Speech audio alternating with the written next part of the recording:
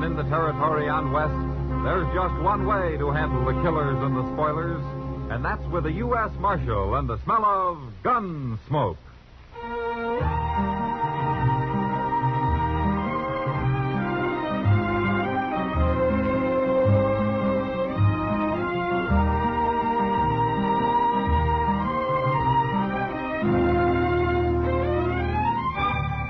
Gunsmoke, starring William Conrad. The transcribed story of the violence that moved west with young America. The story of a man who moved with it. Matt Dillon, United States Marshal.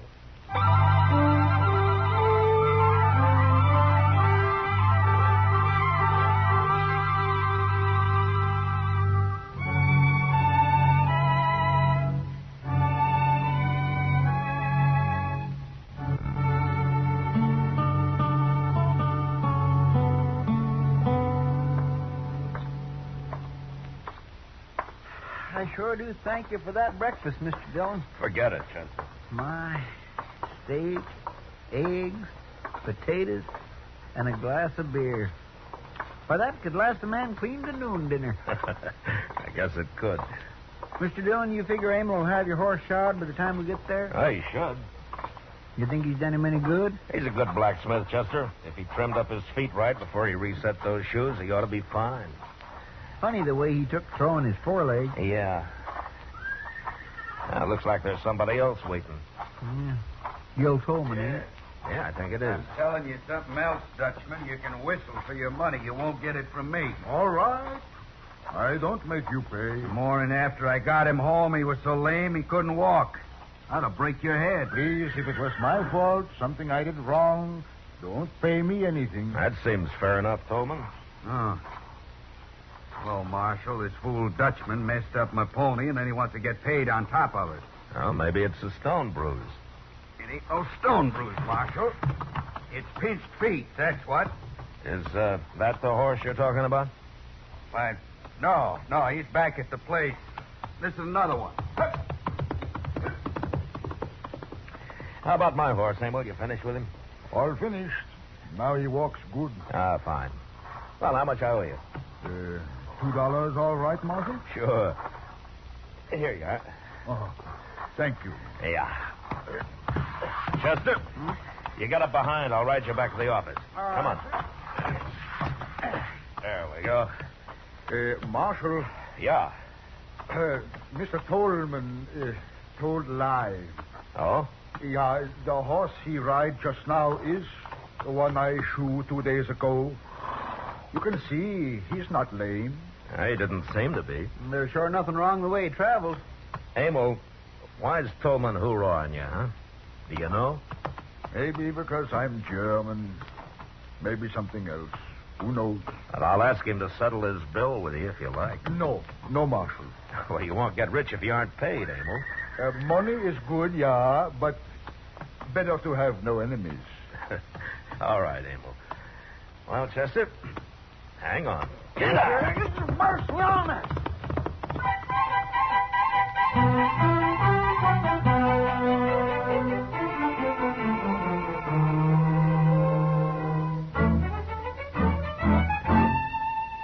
Mr. Dillon? What, Chester? Did you know that Lily Langtry's going to be here in a couple of weeks? Oh, how did you know? Mr. Hipple over at the Opera House told me. Oh. And in case I don't get to see her, he's going to let me have one of them big picture posters. He is? Yes, sir, the Jersey Lily. My, I sure would like to be tall hog at that trough. Oh, hello, Matt and Chester. Hello, Doc. Hello, Doc. Hey, did you know Lily Langtry's going to be here, Doc? Oh, of course, Chester. I already paid Hipple for a chair. Oh. Oh, is this all you two got to do? Just sit around and talk? Well, things are quiet, Doc. We can't always have a few shot-up cowboys just to keep you busy. Besides, we're waiting for the evening stage. Wish I had the loan of a dollar. Maybe I'd get to see the Lily, too. Chester, here. Oh, no, sir. Here's the dollar. Now, will you be quiet? Well, sir, I sure do thank you, Mr. Dillon. Marshal Dillon? Oh, Emil, come in. I just come by to see how your horse is. Oh, fine, Emil, fine. I think that should fixed him up. Good. Hey, you're all dressed up, Emil. You got your Sunday clothes on. Yeah, I'm meeting stage.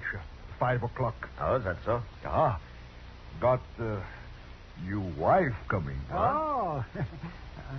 You got what? Is right. Well, I didn't know you were married, Emil. Oh, not yet married. I will get married after she arrives. Well, forevermore. Who is it, Emil? Well, I am doing good now and want to have wife and children. But girls here in Dodge don't want husbands. They like better the Texas Trail and Longhorn. Well, there's a lot of excitement and money to be had working around a saloon. Eh? That's true. So I answer advertisement in St. Louis paper. You did what? Advertisement says young German woman wants husband. So I write to the paper and say, come to Dodge City, be wife of Emil Volheta. And she's coming in on this evening stage. Yeah, that's right. Oh, well, that's just fine, Emil. You got a place for her to stay? Yeah, I talked to Mr. Green at the Dodge house. Now. She'll stay there until I get the place ready behind my smithy. It's here. The stage just pulled up the other side of the plaza. Oh. Well, good luck, Emil. Oh. Marshal, you and Doc and Chester come too. I want you to meet Gretchen. We'll be proud, Emil. Yeah. You know, funny thing, I'm not afraid of anything, but now my stomach is sick. Yeah, there's only one woman getting off the stage. That must be her. Yeah? She's a pretty little thing, ain't she? Well, go on, Emil. She's standing there waiting. Oh, we'll stay here. Go on. Well, Well, go on, man. Go on. There's plenty of time to be nervous later. oh, well. Grüß Guten Abend. Ich bin Emil Wollhäter. Ich bin fröhlich und glücklich, dass Sie gekommen sind. Herr Wollhäter? Ich hoffe, die Reise war nicht... My, listen to that. Nein, ganz gar nicht. Ich bin erfreut, herzlich. Makes you wonder how they can understand each other, don't it? Talking that way. Oh, Chester, for heaven's sake. Liebe Leute, ich werde Sie Ihnen... Oh, look, he's bringing her over here. Sprechen Sie Englisch, Fräulein Gretchen? Ja, natürlich. Ach, gut. Marshal Dillon, Gentlemen, Miss Gretchen Schiller. How do you do, gentlemen? How do? How do you do, ma'am? Welcome to Dodge, Miss Schiller. Thank you, Marshal. I hope you'll be happy here. You certainly got a fine man. I know much about him already. We have written. Now, Marshal, I will take Gretchen to the hotel. Kommen Sie. Wir gehen jetzt. Gretchen, komm her.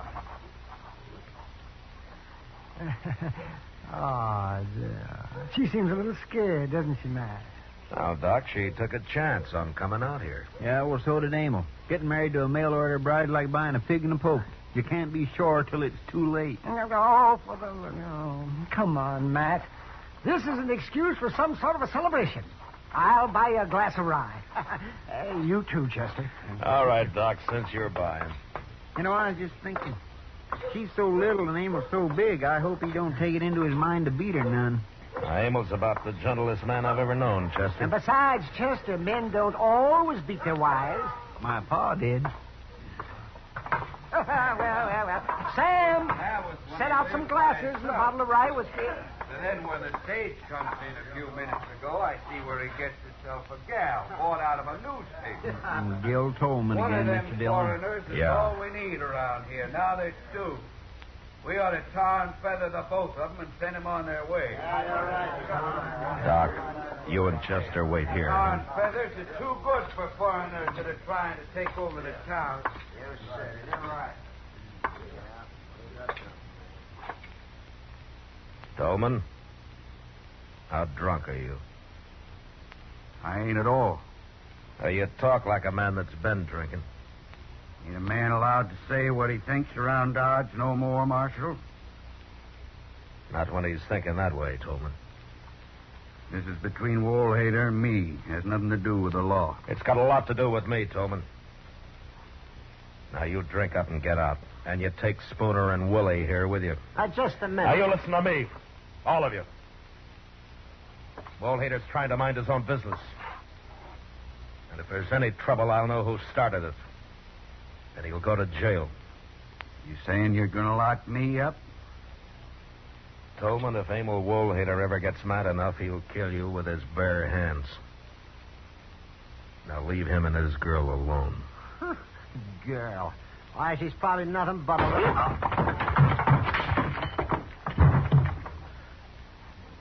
All right, Tolman.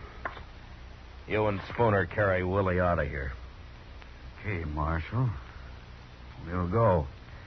Just remember, I got a score to settle with that blacksmith.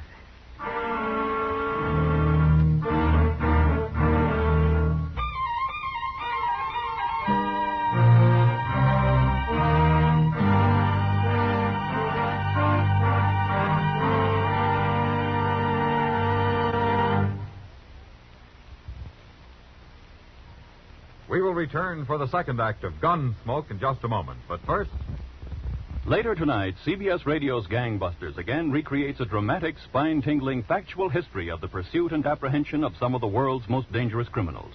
Tonight's program reveals the story of a strange stick-up gang which comes to no good end in the case of the close-knit family. It's another story based on actual police files, telling the truth about criminals and crime. Don't miss the case of the close-knit family on Gangbusters over most of these same stations later tonight.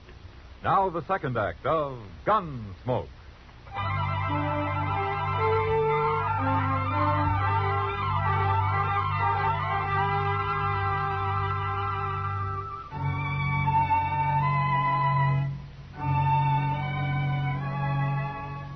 By the end of the next week, Emil Woolhater had finished fixing up the little room out behind his smithy.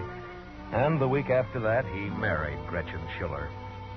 On their wedding night, they made quite a picture, standing there by the fire out behind the smithy. The great giant of a man and his tiny little bride, smiling and happy. Doc had come along, too, and he was busy with his fiddle. People were laughing and eating and drinking. Somebody had brought along a barrel of beer, and there were hard-boiled eggs and pickled pig's feet, roast chicken, and smoked beef. Some of the women had brought sugar cakes and dried apple pie, and some of the men, whiskey. It was good fun, until Tolman and his sidekicks arrived. Well, I didn't think he'd show up here, Mr. Dillon. No, neither did I. Where's the dancing? He's kind of drunk. Yeah, so are Willie and Spooner. Willie, go find yourself a gal. You too, Spooner. Me, I got one waiting. I'm gonna dance with this little old gal. How about it, Mrs. Woolhater? Emil? Come on, gal, dance. He don't care. Emil? We are all friends here. But Nobody's dancing right now, Tolman. Why don't you forget it, huh? Well, if it ain't the marshal. You are welcome here, Mr. Tolman. There's food on the table and drink. I don't want nothing to drink. I want to dance. Doc, start that fiddle playing. Come on, you. We're gonna dance. Maybe you drink too much to dance. Don't you lay a hand on me. Why don't you just go home, Tolman, and sleep it off? Me and Gretchen's gonna dance, that's why. Come on. I'm sorry to do this, Mr. Tolman. Put me down. But now we put you in the watercloak. Put me down. Cool you off. You stupid ox. Put me down. All right. There you go.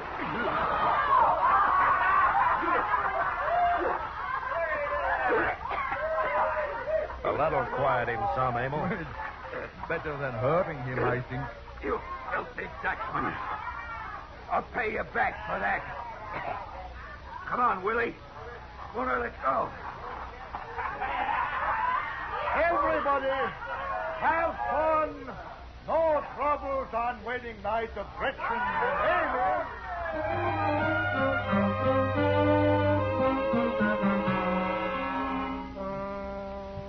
And there wasn't any more trouble that night, or in the week that followed it. I kept my eyes open, but there was no sign of Tolman or his two wranglers, and Dodge was pretty peaceful. Then late one night, trouble did come, but not the way I'd expected it. I'd fallen asleep on a cot in the office. Mr. Dillon? What? Mr. Dillon. What? Wake up, Mr. Dillon. What's the matter? What's the matter? There's a fire. What? It's a blacksmith shop. I come as quick as I could. Well, is it bad? Yes, sir. A bunch of the men are out there now. Where's Emil? I don't know. Nobody's seen him. How about Gretchen? Miss Kitty's with her. She's pretty upset. Oh. By the time we got bucket lines going, this place is just about burned to the ground. Well, how did it start, do you know? No, sir, I don't. But a shack like that flares up pretty quick. They didn't have time to get anything out, beds or tables or the like. Well, there doesn't seem to be much left but a pile of coals. So there ain't. Oh, there's Miss Kitty. Over there. And Gretchen. Yeah. Oh, Matt. There's Woolhater. Kitty. Oh, Marshal. He's gone, all gone. And Emil worked so hard. Now, it's going to be all right, Miss Woolhater. Kitty, why don't you take her on over to your place, huh? Oh, that's a good idea. Come on, honey. Oh, no, I can't. Emil will be back. He'll worry. Well, the marshal can tell him where you are. Where is your husband, Gretchen? He was called away Oh? When? a few hours ago. A man came for him, said he was needed. Well, who was it? He was one of the men who came our wedding night. Oh, she means the night of the chivalry match. Yeah. It must have been Willie or Spooner. Yeah, that's right. Gretchen! Gretchen, Liebchen. Liebchen, bist du verletzt? Oh, Emil, thank God. It was so long Emil, Gretchen, it burned too fast. The men couldn't get water to it. Yeah, I know, Marshal. I've heard, but Gretchen is safe. Yeah. That is important. I'm going to take her with me, Mr. Woolhader. You are very kind, Miss Kitty. Right now, she needs a woman. Yeah. Come on, Gretchen. Let's go. Yeah, all right. Marshal, I think somebody set that fire. Oh, why do you think so, Emil? Somebody wanted me away from my place. So he told me I was needed down the trail towards Willow Bend. But there was no team of horses with thrown shoes. Well, maybe you just missed him in the dark. Well, didn't the man who came for you wait to lead you back? No, he rode on. By the time I dressed, he was gone. Did you know him, Emil? Yeah. It was the man Spooner. He works with Tolman. Now, he works for Tolman. Jan Tolman is just mean enough to do it. He is. Look, Emil, if you'll say that Tolman did it, I'll have him in jail by morning. No, Marshal. No, this I settle myself. I won't have any killing, Emil. No. There will be no killing, Marshal, but for the first time, I am getting very angry. Not so much for me, but for little Gretchen. Oh, what are you going to do? I will wait. And when I see Tolman, I will teach him lesson.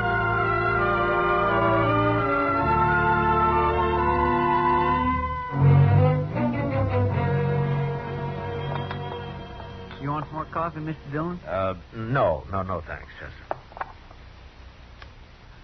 Did you know Emil Woolhader's been just standing across the plaza there all morning? He's waiting, Chester. Waiting. Yeah, it's Saturday, and Tolman always comes to town Saturday for his week's supplies. He probably figures if he didn't come in this morning, people would suspect he was afraid to. Yep. By golly, Emil's still there. Just standing. You think Tolman knows Emil's after him? I don't know, Chester. Mr. Dillon, Yeah? he's coming. Tolman's coming. And he's got Willie Sachs and Spooner with him. Come on, Chester, let's step out onto the porch, huh? I think we need a little air. Yes, sir. Hey, look.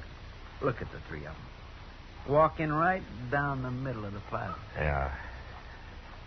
Tolman, come over here a minute, huh? Why, sure, Marshal.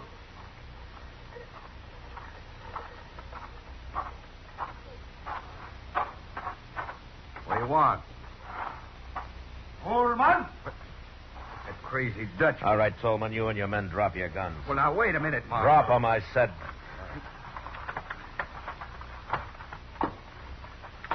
That's better. Now, gentlemen, I think the blacksmith wants to talk with you. What? Mr. Tolman.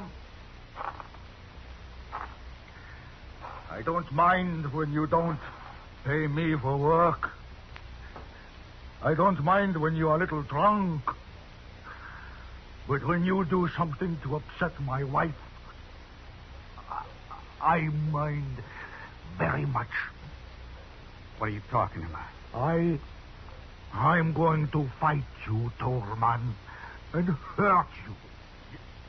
You lay a hand on me and Spooner and Willie here will tear you to pieces. I don't want to fight other men, but if they try to stop me, it's too bad. You are crazy. No, just very mad. I'll see that they come at you only one at a time. Abel. Please, Marshal, you stay out of it, out. If they want to come at me at the same time, let them. Boys, get the Dutchman.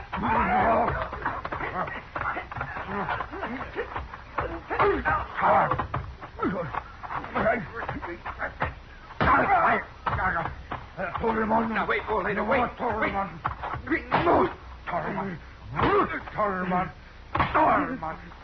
All right, Abel, that's enough. Abel. Abel, stop it. Stop it. Yeah. Chester, run up and get the I'm doctor. right here, Matt. I saw the whole thing. Oh, my, what a beautiful fight. What a beautiful thing. All right, some of you men there, will you help Doc carry these three men up to his That's place? right, young fella. Get the feet there. Get careful now, careful. Watch their heads against the stairs. Get that man's face out of the dust. My gracious alive, I never seen nothing like it. Yeah. Well, Emil, Yeah. you want Doc to have a look at you? No worse than shoeing Missouri mule. No, Marshal. I go to Gretchen. It is time we start building new home.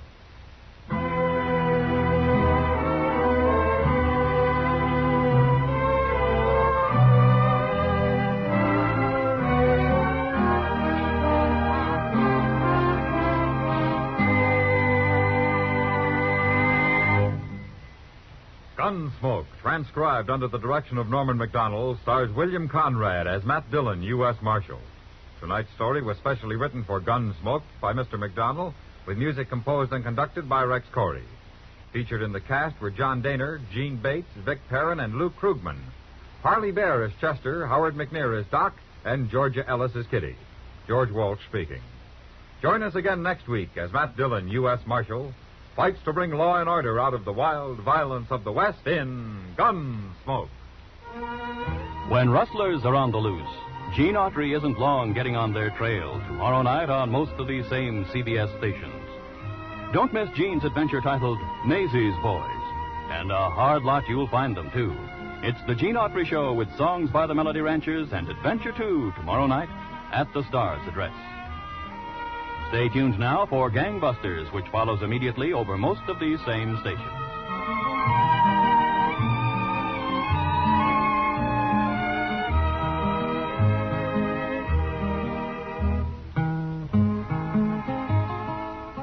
This is the CBS Radio Network.